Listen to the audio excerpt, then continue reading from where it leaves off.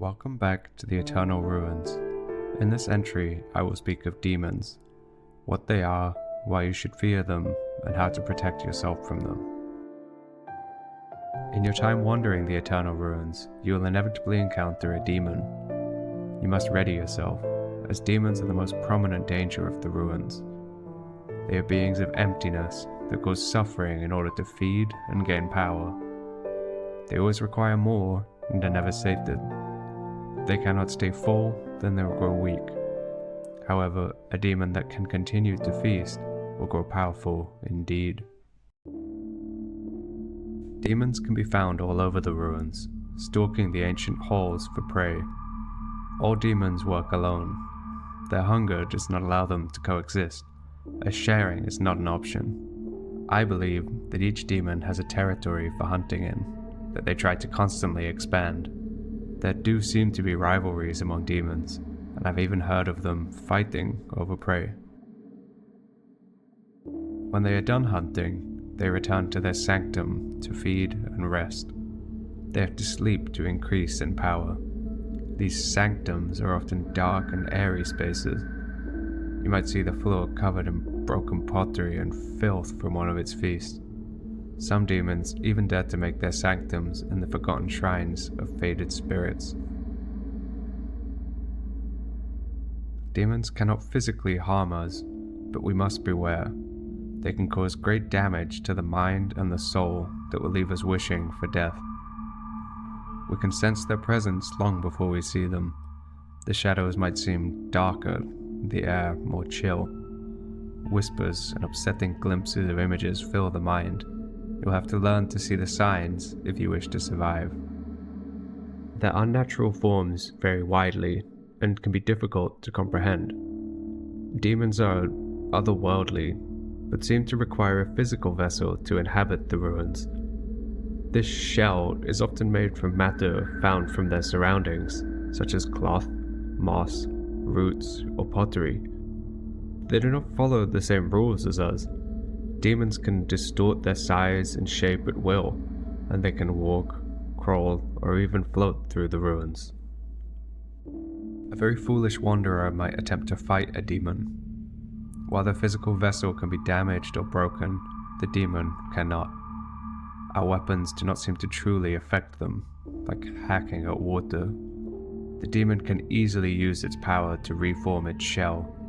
Some wanderers whisper of relics that can affect demons, but if you wish to survive, you are better off running and hiding.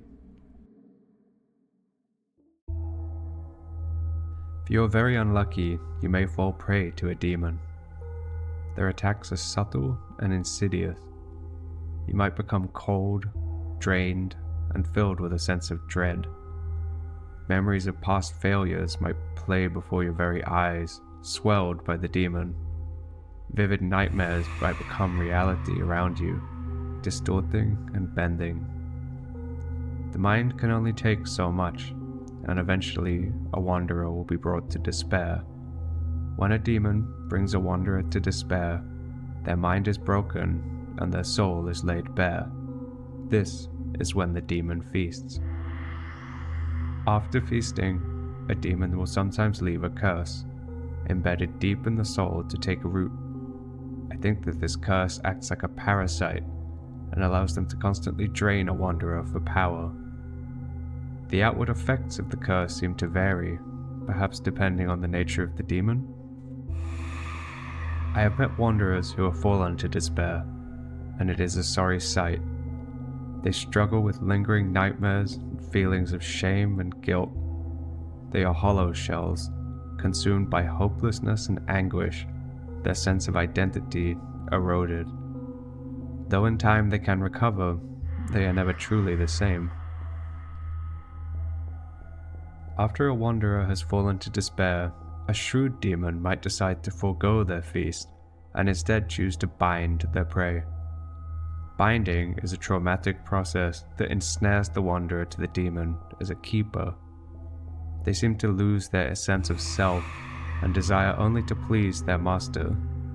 They cannot lie to them without them knowing, and if their master feels pain, they feel it too. The binding process leaves a mark on the hand that signifies the pact. Keepers roam the ruins, seeking to bring back sustenance for their masters.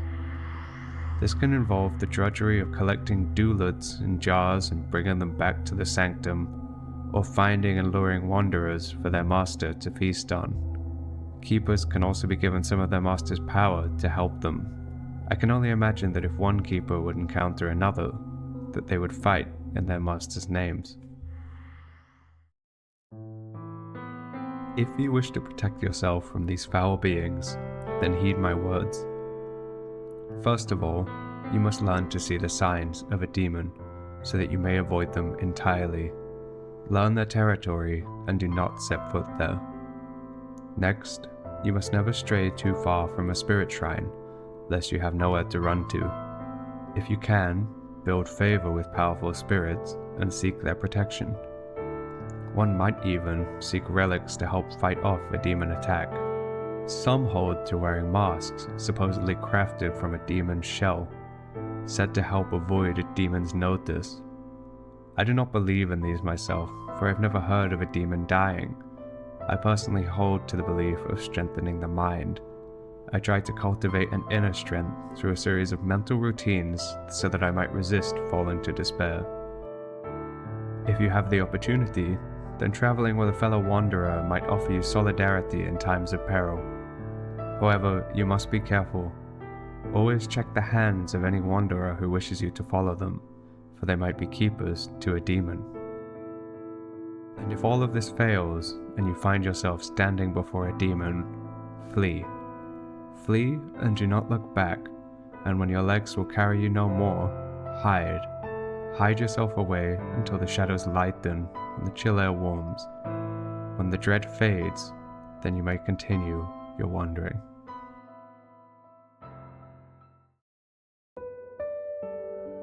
That's all for this video on the demons of the ruins.